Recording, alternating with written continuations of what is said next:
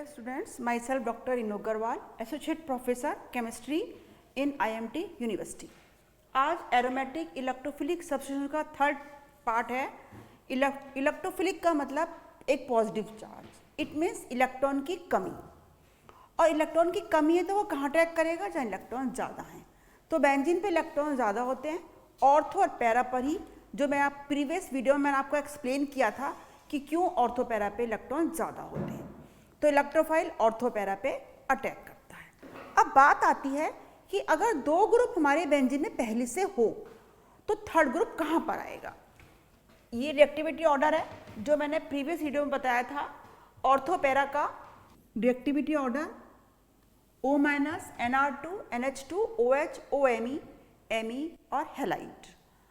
तो अब हम एक बेंजीन की बात करते हैं जिस पर एक है OH ग्रुप और एक है NH2 ग्रुप। अभी मैंने आपको बताया ये सारे ग्रुप ऑर्थो और पैरा डायरेक्टिंग है। अब हम देखते हैं हमें किसका ऑर्थो लेना है, OH का ऑर्थो लेना है या NH2 का ऑर्थो लेना है, क्योंकि पैरा तो हमारा ऑक्यूपाइड है। ऑर्थो मेटा, ये भी ऑर्थो मेटा, ये पैरा है। तो पैरा का ऑप्शन तो खत्म हो गया क्योंकि पैरा ऑक्यूपाइड है। इसका अगर इसका हम करते हैं तो इसका ऑर्थो ये हो गया, ये हो गया मेटा, ये इसका ऑर्थो और ये इसका ऑर्थो पैरा। अब हमें बात ये देखनी है कि हम किसको प्रेफर करें, OH को करें या NH2 करें। According to this table NH2 is more reactive than OH। इस टेबल के अकॉर्डिंग NH जो वो मोर रिएक्टिव है, तो NH को प्रेफर करेंगे। तो जो थर्ड आने वाला ग्रुप है वो NH2 के ऑर्थो यहाँ पर आएगा। यहाँ पर भी आ सकता है क्योंकि ये भी इसका ऑर्थो है और ये भी इसका ऑर्थो है। तो आने वाला ग्रुप या तो यहाँ पर आएगा या यहाँ आएगा, दोनों जगह नहीं, केवल एक जगह कोई सी भी, दोनों ऑर्थो पोजीशन है तो कहीं भी आ सकता है। और एग्जांपल देखते हैं।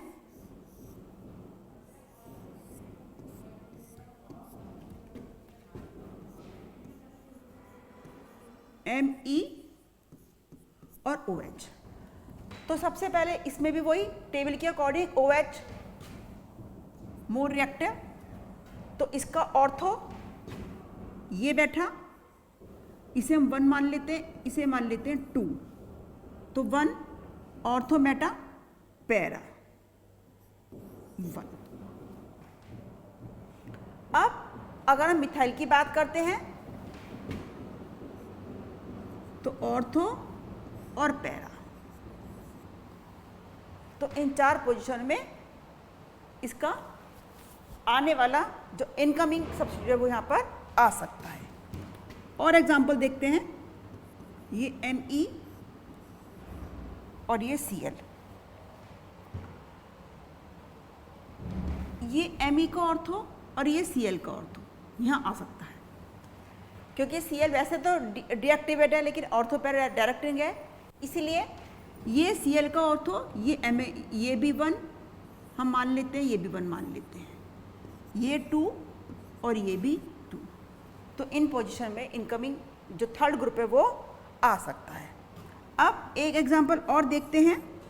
अगर क्लोरीन और ब्रोमीन दोनों हैं, दोनों ये ऑर्थो पैरा डायरेक्टिंग है, तो पैरा दोनों की ऑक्यूपाइड है, इसका भी ये वाली पोजीशन आएगी, ऑर्थो एंड पैरा। तो थर्ड ग्रुप ऑर्थो और पैरा पर, अगर ये ऑर्थो पैरा, ये सारी रिएक्टिविटी ऑर्डर जो है ऑर्थो पैरा की है, तो बेंजीन ग्रुप में पहले से ऑलरेडी है, तो हमने इसको आगे के थर्ड ग्रुप की पॉसिबिलिटी बताई है कि कहाँ पर इलेक्ट्रॉन आ सकता है। अब सेकेंड कंडीशन आती है, अगर both group are meta directing, कि बेंजीन में दो ग्रुप हैं और दोनों ही मेटा डायरेक्टिंग है, तो उस पर क्या फ़र्क पड़ेगा। तो इसका हम पहले ऑर्डर लिख लेते हैं। Me3n NO2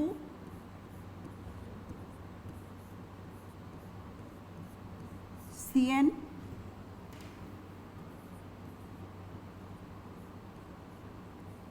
SO3H COMe COOH, ये है मेटा डायरेक्टेंट। जैसे कि नाम से इंडिकेटर है कि दोनों ग्रुप बेंजीन पर 2 ग्रुप हैं और दोनों की क्या क्वालिटी है कि दोनों मेटा डायरेक्टिंग है। तो तीसरा आने वाला ग्रुप कहाँ और कैसे आएगा?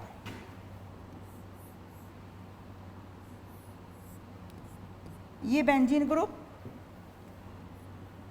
एक हमारा यहाँ है, एक हमारा ग्रुप यहाँ है। तो आने वाला ग्रुप कहाँ आएगा? दोनों मेटा डायरेक्टिंग है तो मिथाइल के ऑर्थो पर। जो तीसरा आने वाला ग्रुप है वो कहाँ आएगा? इस मिथाइल के ऑर्थो पर, क्योंकि मिथाइल ग्रुप जो है वो ऑर्थो पैरा डायरेक्टिंग ग्रुप है। और देखते हैं एग्जाम्पल, OH NO2, तो तीसरा आने वाला ग्रुप OH के ऑर्थो पे आएगा।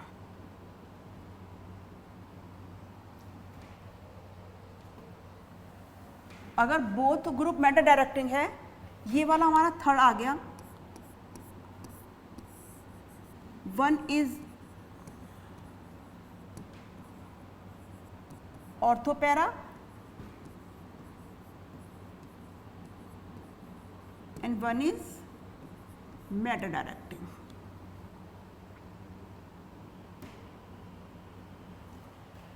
अगर दोनों मेटा डायरेक्टिंग ग्रुप हैं तो जो भी लीस्ट है वो उसको इफेक्ट करके वहां पर आएगा ऑर्थो पर, लीस्ट पर। अब नेक्स्ट हम देखते हैं,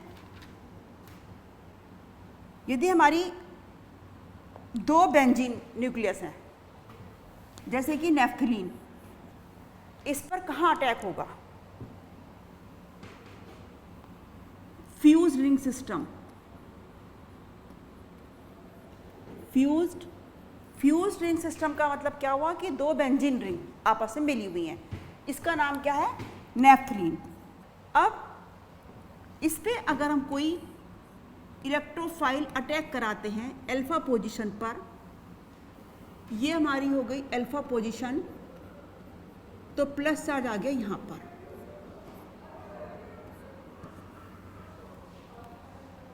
ये प्लस चार्ज एक ऑर्थो पे आया, एक आएगा पैरा पे। अगर हमने अल्फा पे, नेफ्थलीन की 2 पोजीशन होती है, अल्फा और बीटा, तो ये ऑर्थो पे आया, दोनों एक ही रिंग पर आ रहे हैं। मेन बात ध्यान देने वाली ये है कि दोनों पॉजिटिव चार्ज एक ही रिंग पर हैं। अगर हम लेते हैं बीटा पोजीशन हमने ली, ये हमारी बीटा पोजीशन, तो इस पोजीशन में पॉजिटिव चार्ज केवल एक ही रिंग पर है और इसके रेजोनेंस बन रहे हैं 2 रेजोनेंस, इसका बन रहा है 1 रेजोनेंस। अल्फा क्योंकि 2 रेजोनेंस बनाती है इसलिए मोर स्टेबल है देन बीटा। ये क्वेश्चन बहुत बार आया है कि alpha position more stable than beta. तो reason is that alpha position give 2 resonance and beta position give 1 resonance, so it is more stable than beta position. अब next आती है इसकी कुछ नेम रिएक्शंस। सबसे पहले रीमर टीमर रिएक्शन। इसमें जो है फिनॉल से बनता है salicylaldehyde in presence of base NCHCl3। in the presence of base salicylaldehyde, ortho and para direct। अब phenol CHCl3 basic medium CHO plus CHO, ये मेजर है और ये माइनर है, मेजर और माइनर। एक बात और ध्यान देने वाली बात है कि अगर हम बेंजीन रिंग में अंदर रिंग नहीं लगाएंगे, या तो बॉन्ड बनाएं अल्टरनेटिव बॉन्ड, एक सिंगल एक डबल, एक सिंगल डबल, या फिर एक रिंग नहीं बनाएंगे, तो आपको ऑर्गेनिक केमिस्ट्री में नंबर नहीं मिलेंगे। बहुत से स्टूडेंट्स अब एमएससी आने के बाद भी मिस्टेक्स करते हैं कि उसमें रिंग नहीं लगाते हैं। तो ring is a important part of the benzene ring, या तो आप बॉन्ड बनाइए और या फिर रिंग बनाइए। अब हम इसका देखते हैं मैकेनिज्म। प्लस OH आयन से रिएक्ट करा, वाटर प्लस Cl3, CCl3 से एक Cl निकल गया, CCl2, carbon dichloride, carbon dichloride carbene है, ये इंटरमीडिएट है। तो 2 नंबर में क्वेश्चन पूछ लेते हैं कि फ्रीडल-क्राफ्ट रिएक्शन का इंटरमीडिएट क्या है। तो फ्रीडल-क्राफ्ट रिएक्शन का इंटरमीडिएट है कार्बीन, कार्बन डाई क्लोराइड या कार्बीन। अब ये हमारा फिनॉल है, स्टार्टिंग मटेरियल। हम इसकी रिएक्शन कराते हैं OH और CCl2 से। जो CCl2 यहाँ अटैक करता है तो वाटर निकल जाएगा, माइनस H2, ये वाला H, यहाँ से वाटर निकल गया, O नेगेटिव चार्ज, और यहाँ पे हमारा जुड़ गया CCl2 नेगेटिव चार्ज और H। अब इसके बाद हम इसकी रिएक्शन कराएंगे वाटर से। ये नेगेटिव चार्ज इधर आ गया, CH Cl2 H माइनस के OH निकल गए। अब ये H यहाँ चला जाएगा, O फिर से नेगेटिव चार्ज आ जाएगा, H plus O negative charge. यहाँ हमारे बॉन्ड इस H के अंदर जाने से हमारे बॉन्ड का कॉन्जुगेशन पूरा हो गया, CH Cl और Cl। इसके बाद हमने फिर से OH से रिएक्शन कराई, वाटर से बल्कि, तो ये HCl और ये Cl निकल गया, O नेगेटिव चार्ज, ये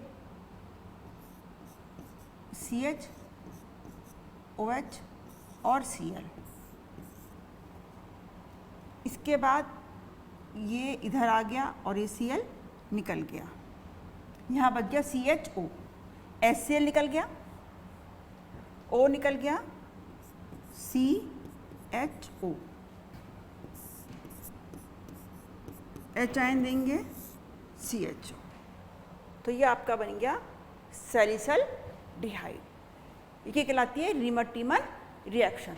दोबारा से देख लीजिए कि CaCl3 की OH से रिएक्शन कराई तो इसने H ने ये निकाल के वाटर निकल गया, ये CCl3 बच गया। अब इसने Cl निकाल दिया तो CCl2 कार्बन डाइक्लोराइड एक कार्बीन है जो कि मोस्ट रिएक्टिव है। अब हम क्योंकि बेसिक मीडियम में ले लें वाटर से, जो भी OH है इस H से वाटर के पानी निकल गया और इस CCl2 ने यहाँ पर अटैक करके अपना नेगेटिव चार्ज यहाँ पर दे दिया। अब नेक्स्ट स्टेप में नेगेटिव चार्ज यहाँ पर आके डबल बॉन्ड ने कर दिया और इसने H ने यहाँ करके अंदर का रिंग पूरा कर दिया। अब ये इसने यहाँ करके नेगेटिव चार्ज, ये वाटर से रिएक्शन कराई, HCl निकल गया और OH यहाँ पर आ गया HCl की जगह। नेक्स्ट स्टेप में Cl निकल गया, ये H निकल गया।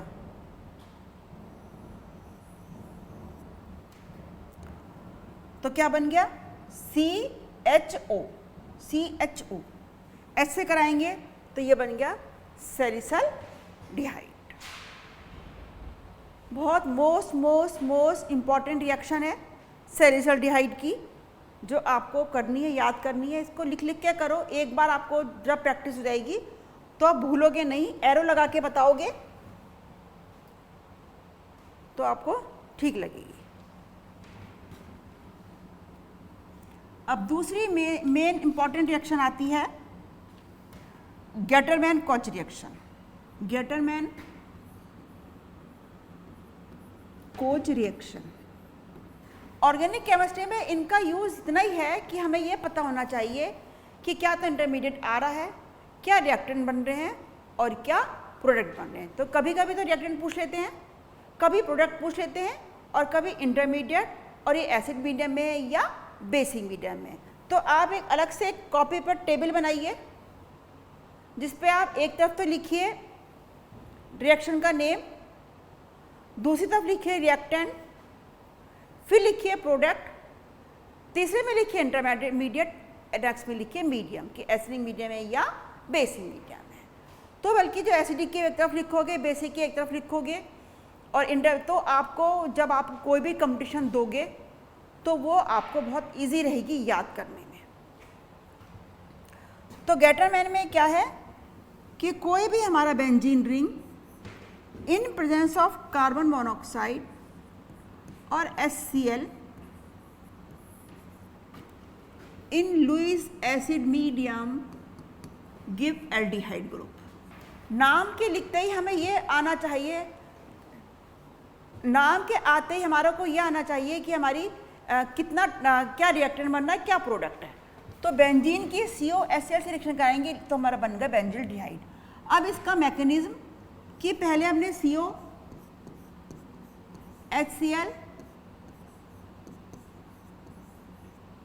प्लस AlCl3 हम रिएक्शन कराएंगे तो HC double bond O plus AlCl4 minus बन गया।